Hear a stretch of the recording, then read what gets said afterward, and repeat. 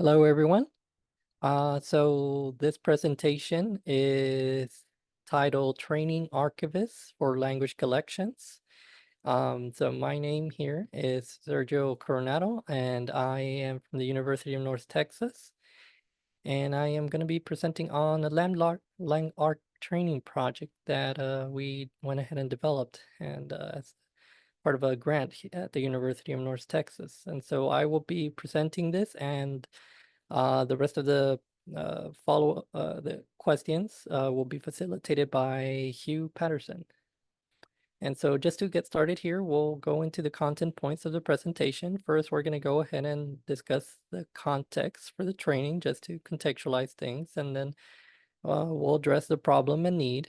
Then we'll move forward into the project development of things. And just to continue, we will also talk a little bit about just a quick breakdown of the modules an overview of the modules, and then we will go into the training implementation of the project. And finally, we'll just give an overall summary of everything that was discussed here in the presentation. So just to contextualize things here, this project training was developed for language archives beyond those in OLAC and Delamont. So basically, there are more archives with language collections not found in OLAC or Delamont archives. And these include the African Ajami Library, the UCLA Ethnomusicology Archive, plus many more. And so we do have a list, as well as these websites if anyone is further interested in learning more about them. The list is really nice. Also, it was developed by Hugh Paterson, and so he has a good track of all of these different language archives that are just not necessarily found in OLAC or Delamont. And so if anyone's interested, you're welcome to go ahead and visit and learn more about those via the links. Quick intro. So language archives, as many may know already, do play a vital role in language stewardship, language diversity, and cultural heritage. And so because for those reasons, we thought it'd be important to train archivists, information professionals on how to manage language collections and engage with diverse audiences for the reuse and curation life cycle of language artifacts. And so the problem and need, however, is that there is limited university education and training on this. So existing training materials for language archives are designed for depositors, language scholars, and language community members. Additionally, university curriculum specifically addressing language resources and their management is rarely seen in archival science and library science training programs.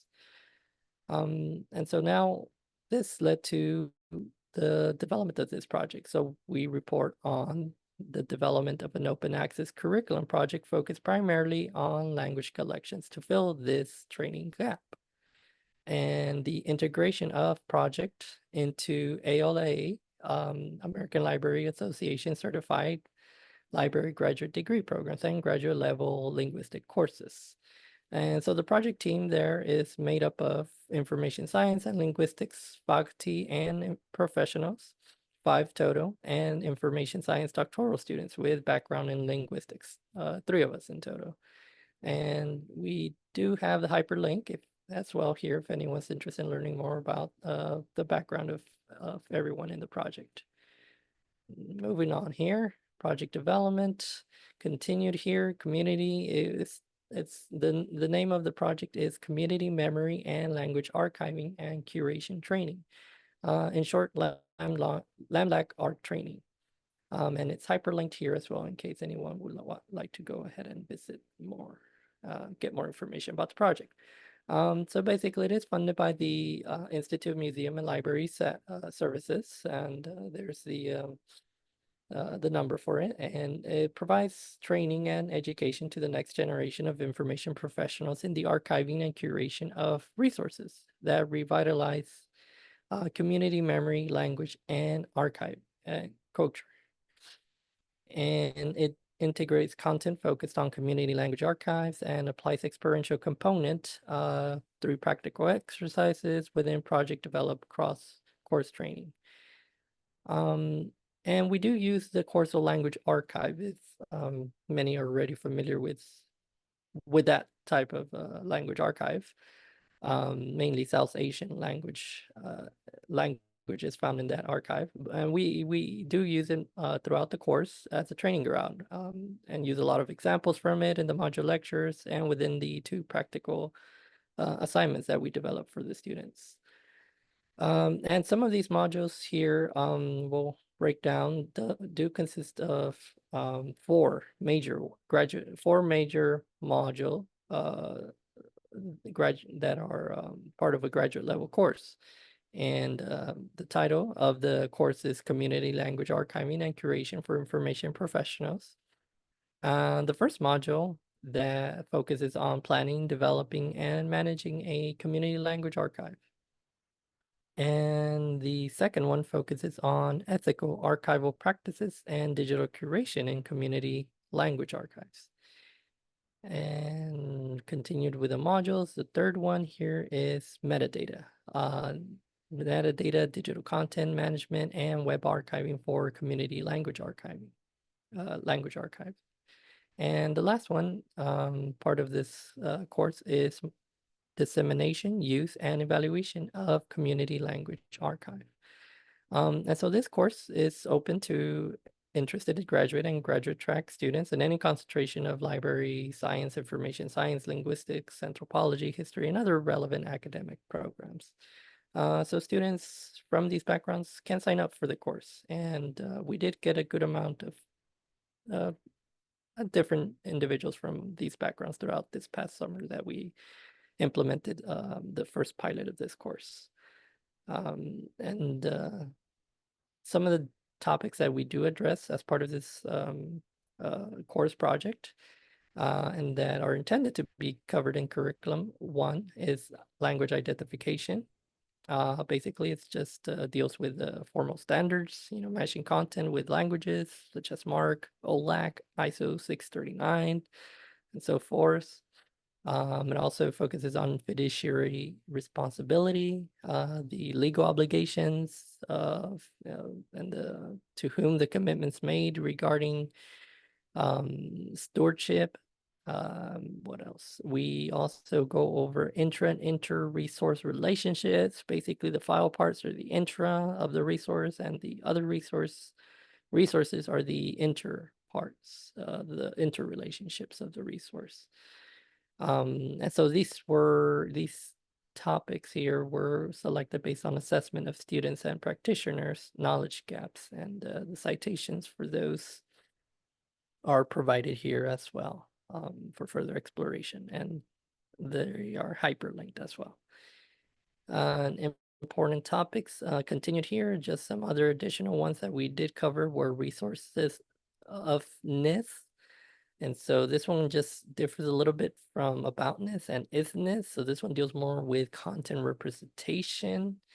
And the last one that we did cover as been throughout this curriculum was interactive modality and materiality.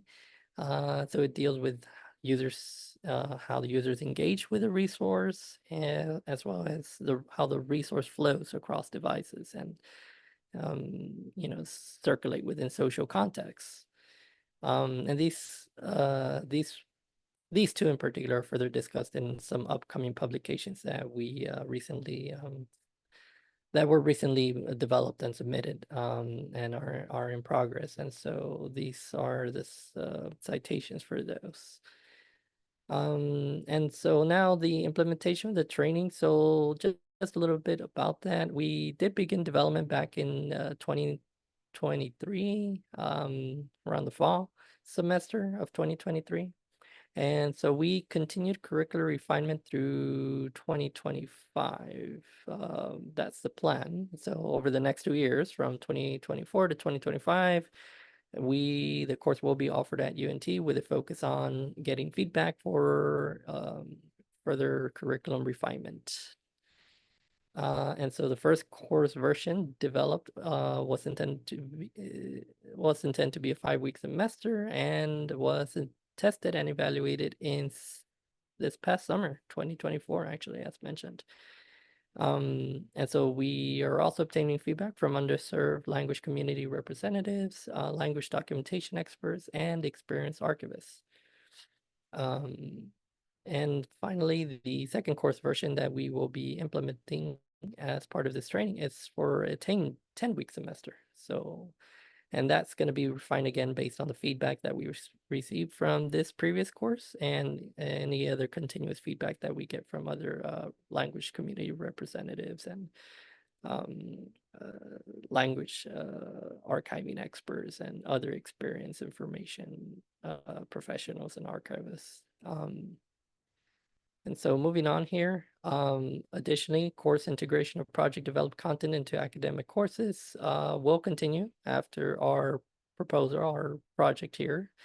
So it's not just limited to just these 2 years, but we will continue to implement parts of this project into other courses. And so far they've included corpus linguistics and field methods, advanced metadata, and cultural heritage stewardship. So these are the name of the courses that the content has been implemented in so far.